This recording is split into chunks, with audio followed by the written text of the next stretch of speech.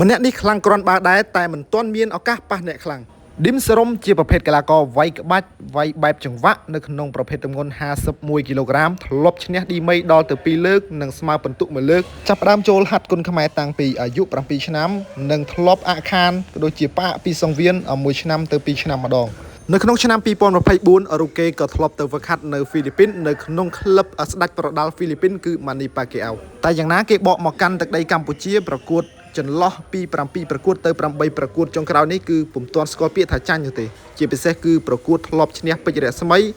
និងកីឡាករចាំសិលាផងដែរខ្លឹមសារនៅក្នុងបទសម្ភាសន៍នេះផងដែរឌីមសរ៉ុមបាននិយាយចំថារូកេពុំទាន់មានឱកាសប៉ះអ្នកខ្លាំងនៅក្នុងប្រភេទទម្ងន់51នោះទេដោយរូកេទៅប៉ះត្រឹមតែពេជ្ររស្មីចាំសិលាប៉ុណ្ណោះដោយលើកឡើងកីឡាករដែលកំពុងអុកឡុកនិងល្បីនៅក្នុងប្រភេទទម្ងន់51គីឡូក្រាមរូកេក៏ចង់មានឱកាសឲ្យស្ថានីយ៍ចាប់គូឲ្យដែរដោយសារតែបើសិនជាយើងប៉ះអ្នកល្មមអាចនិយាយបានថាតម្លៃខ្លួនរបស់យើងក៏មិនកើនឡើងសមត្ថភាពក៏ដូចជាភាពល្បីល្បាញរបស់យើងក៏នៅដដែលមិនកើនឡើងអញ្ចឹងប្រិមិត្តយល់យ៉ាងណាដែរហើយក៏អាចស្ដាប់បទសម្ភាសន៍គាត់ទាំងអស់គ្នាផងណាតើនេះបាទគត់មួយពេជ្រថ្មីថ្ងៃទី24ថ្ងៃទី24បាទអញ្ចឹងមកតាំងពីមកពីហ្វីលីពីនវិញបានប្រកួតដែរអូនចូល7ប្រកួត8ប្រកួតលទ្ធផលមិនដែរលទ្ធផលដែលស្គាល់ពីថាចាញ់អត់តន់ចាញ់ទេណាបាទចុះតាំងពីវាយពីក្មេងមកដែរចាញ់ទេចាញ់មកប្រកួតចាញ់ហ្នឹងការនៅតូចដល់ដៃគូបានតគីឡូគេទៅលើគីឡូចាញ់ជ្រាបគេកាលហ្នឹងបានណាចាំបានខេមចៅព្រីងបាទជប់ហាត់ជាគាត់ឈប់ហាត់ទេមើលទៅបាទជប់ហើយបច្ចុប្បន្ននេះការប៉ះទៅពេជ្រគឹមនីមីមួយទេដែលឃើញបច្ចុប្បន្ននេះកំពុងវាយដល់រងថ្ងៃណាបាទអញ្ចឹងនៅពីក្មេងសេរីខ្លួនឯងមានឌីមីក៏ធ្លាប់ប៉ះសង្ហា2 3ដងដែរប្រកួតចុងក្រោយក៏ទាត់ឲ្យសង្ហាមានរបួសបញ្ហាជើងសម្រាប់មួយរយៈធំតែមកសេរីខ្លួនឯងធ្លាប់ប៉ះសង្ហាពីមុនមកអត់ដែរប៉ះពេជ្រសង្ហាក៏ប៉ះគឹមនីមីប៉ះ3ដងចាញ់ឈ្នះ2ស្មើ1បាទអញ្ចឹងមានន័យថាសិង្ហគាត់មកក្រោយអត់ដែរប៉ះគាត់ទេណាបាទចុះបើសិនជាប្រៀបធៀបនៅពេលបច្ចុប្បន្ននេះគិតថាសិង្ហនិងឌីមីអ្នកណាល្បីជាងពេជ្រសង្ហាអីអុកឡុក51កំពុងអុកឡុកខ្លាំង51បាទតែភាគច្រើនអត់ដែរបានប៉ះអ្នកណាដែលសេរីរៀមច្បងមកទល់ពេលបច្ចុប្បន្ននេះអត់ដែរមានប៉ះអ្នកណាដែលគេកំពុងតែពេញឡើងជើងល្អខ្លាំងបាទបច្ចុប្បន្ននេះបានខ្ញុំប៉ះពេជ្រស្មីនិងបុទ្ធីវណ្ណាប៉ះតែក៏ងល់មុំដែរមកល្មមដែរគេល្បីដែរតែល្បីមកល្មមតែបើសិនជាគេតម្លាក់ណាអ្នកណាដែលល្អគិតថាចង់វាយដូចសិង្ហដូចអ្នកណាផ្សេងទេដែលគិតថាធ្វើឲ្យខ្លួនឯងអភិវឌ្ឍទៅមុខទៀតគិតថាចង់វាយខ្ញុំចង់មែនតើចង់បង្ហាញសមត្ថភាពឲ្យគេស្គាល់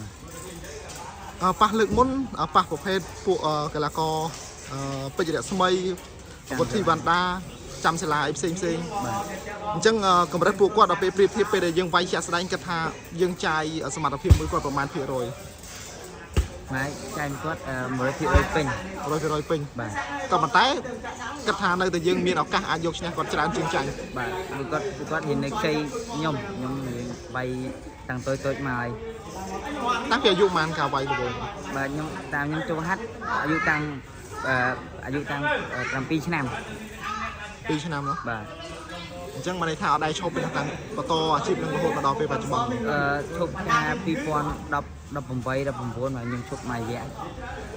កាលហ្នឹងឈប់មួយឆ្នាំទេមួយឆ្នាំ2ឆ្នាំនៅពេលបច្ចុប្បន្ននេះគិតថា51ក្រៅពីសិង្ហមានអ្នកណាផ្សេងអ្នកណាសម្លឹងឃើញថាកំពុងតែល្អដែលហាត់គុនខ្មែរយើងនៅពេលបច្ចុប្បន្ននេះមហាម៉ាត់ទៀតបាទមហាម៉ាត់ឡាវស៊ីណេតឡុងវិសិតធនវិស្ណុច្រើន51បច្ចុប្បន្ន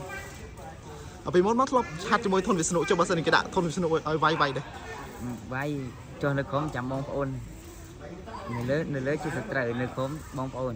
អញ្ចឹងបានន័យថា51ស្រុកខ្មែរក្រៅតែពីអ្នកដែលនៅក្នុងក្លឹបយើងវាយបានទាំងអស់បាទសំខាន់ឲ្យតែគេដាក់ឲ្យវាយបាទមិនថាលំដាប់ប៉ុណ្ណាក៏ដោយបាទចាំបងថាស្រីជាកីឡាល្អមួយរូបដែរប៉ុន្តែអាចថាអត់ទៅមានឈ្មោះអីល្បីដូចគេដោយសារតែយើងអត់តន់ប៉ះអ្នកខ្លាំងដូចសង្ឃឹមដូចអីបាទសមត្ថភាពអីដល់ពួកគាត់តែគេទៅផ្ដល់ឱកាសឲ្យខ្ញុំបានតាមប្រកួតអញ្ចឹងបន្ទាប់ពីប៉ះរស្មីគាត់ថាគេឈ្មោះយើងអាចឡើងជាងហ្នឹងឯងបើមិនឈ្នះគាត់ទៀតខ្ញុំដឹងដែរខាងលើអ្នកកម្មវិធីចាប់ឲ្យវាយ ហ្នឹងហើយអញ្ចឹងមានថាអ្នកខ្លាំងរូបណាក៏ទទួលបានដែរ បាទ អូខេសង្ឃឹមថាអ្នកចាស់គូគាត់នឹងមើលឃើញវីដេអូមួយនេះហើយនឹងផ្ដល់ឱកាសឲ្យសរុបប្រកួតជាមួយអ្នកខ្លាំងបន្តទៀត បាទខ្ញុំត្រង់ថា